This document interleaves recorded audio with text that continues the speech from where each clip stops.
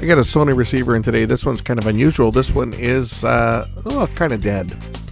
And we're going to repair this in real time. So I'm not going to cut anything out other than when I took the top off it and stuff. But from the time I actually get into it, I'm going to run this in real time so you can see how quick I was able to troubleshoot, narrow down the problem and troubleshoot it, and get to the root cause of the problem very quickly. Let's check it out.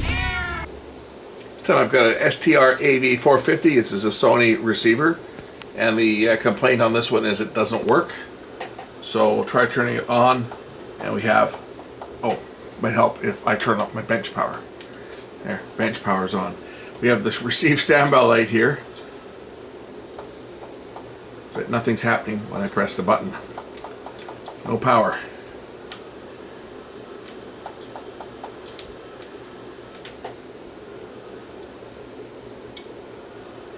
I can hear something clicking. Listen.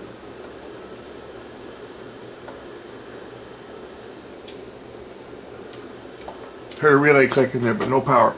Let's pop the top. Okay, this one's got a power relay in the back here. And when I turn it on, you can hear something clicking.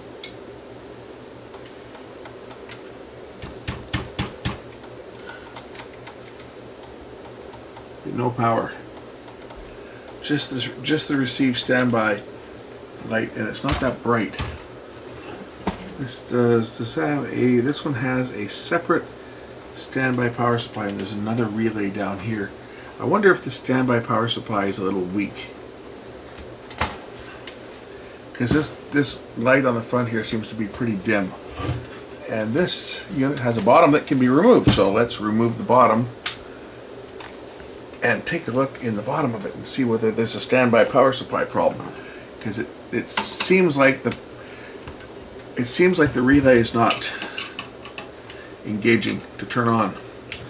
So maybe the standby voltage is a little bit on the low side.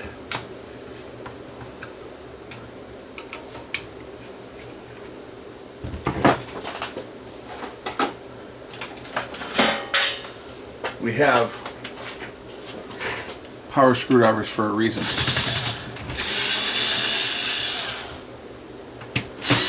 To make our life easier.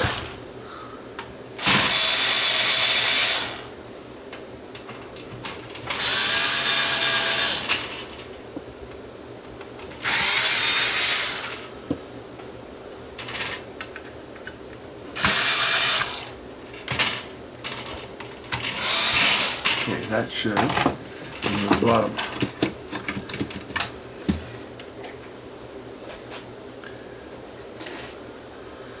AC in, this is our low voltage side here. And there's some regulators on here. There's a regulator up there. AC goes in there.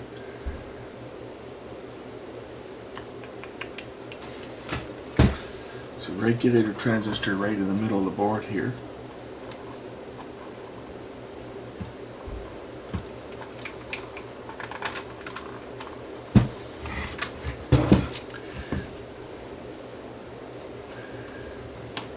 Ooh, yeah, I see some connections here that aren't very good. If my camera will focus, you will see that that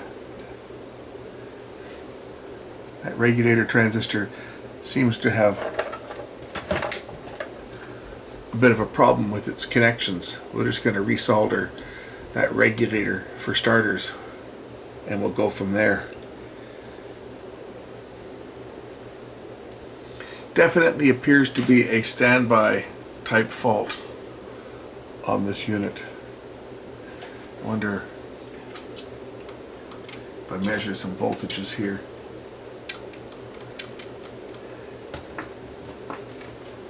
While I'm waiting for the soldering iron to heat up, I'll just put the meter on and just do a couple measurements.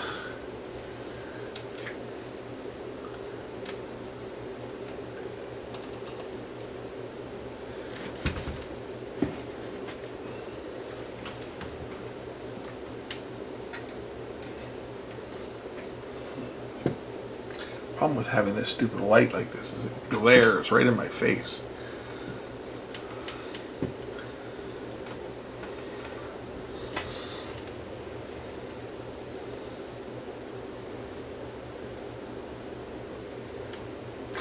10 volts. Yeah, I think that's a little low for the standby. I think the standby should be a little higher than 10, like more like 12. I think we got a low standby. Just see if there's any filter caps in around there. There should be. This one right down here is a filter, and I bet you that filter has gone open. Let's just pop it out of there and take a look at it. Yeah, and that filter is right on that rail. I bet you that filter is weak.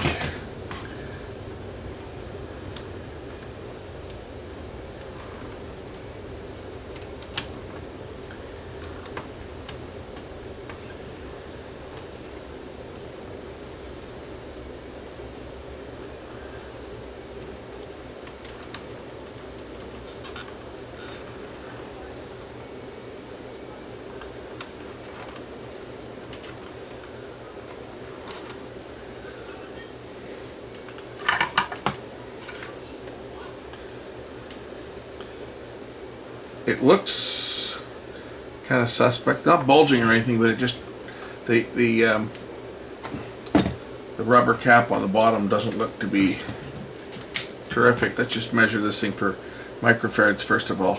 I bet you the ESR has gone bad on this. This is supposed to be 1000 microfarads, 16 volts. Let's just take a look and see whether we're getting the microfarads on this thing. 3 microfarads. Yeah, I don't even need to measure the ESR. It's only going up to 3 microfarads. ESR will be through the roof on this one.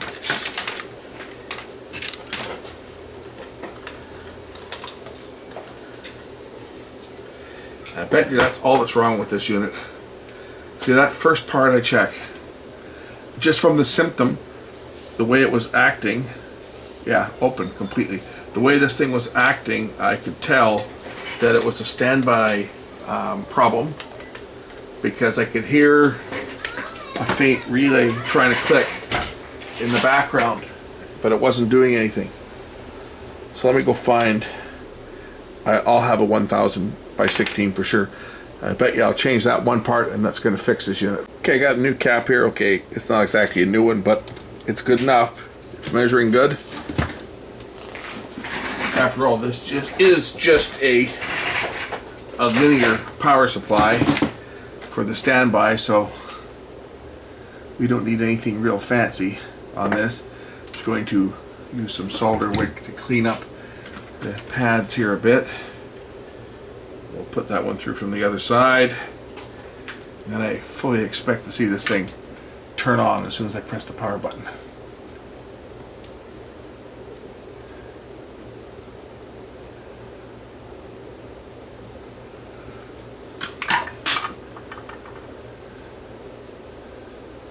Okay, positive towards me.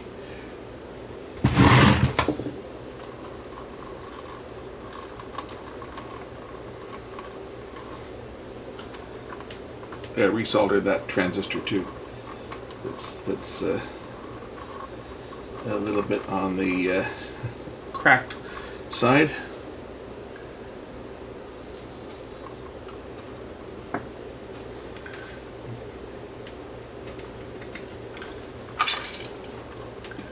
Oops.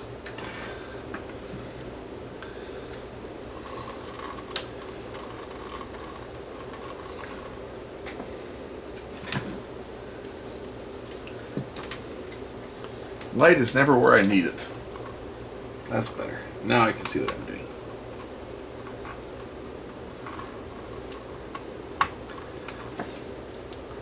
As good as my light is here, I need some more lights over my bench. But as good as the little portable light is there on the arm, I still use the flashlight a lot, just so I can blast the light in where I really need it, so I can see what the heck I'm doing.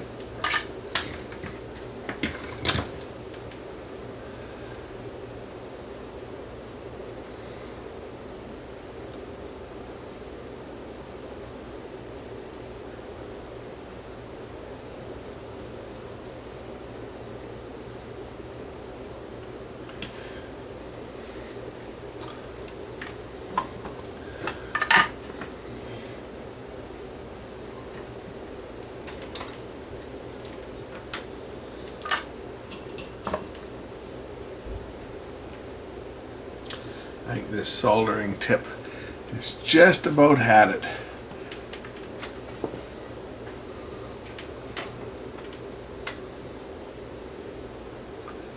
It certainly is, it doesn't owe me anything. It's been on here for over a year, I think now, and it's just about worn right out. Almost time to start using the other iron.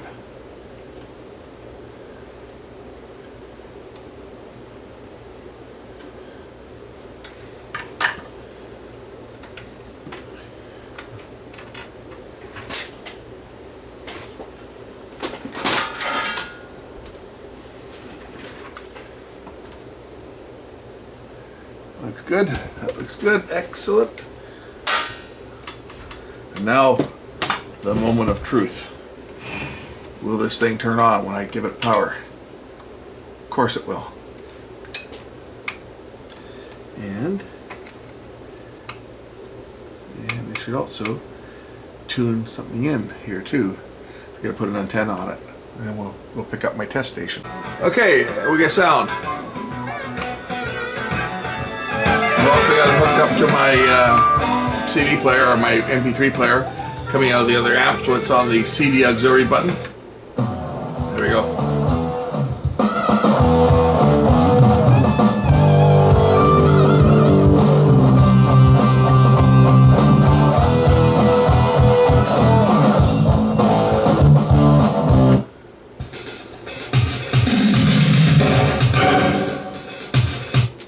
So this unit is fixed.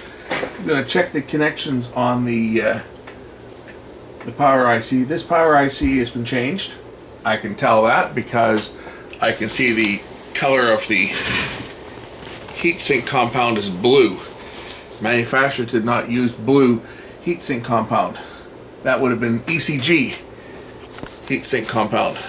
And I would have changed this IC, because the guy that brought it to me was a customer that used to deal with the shop that I work with. So I would have been the one working on this the last time this set broke.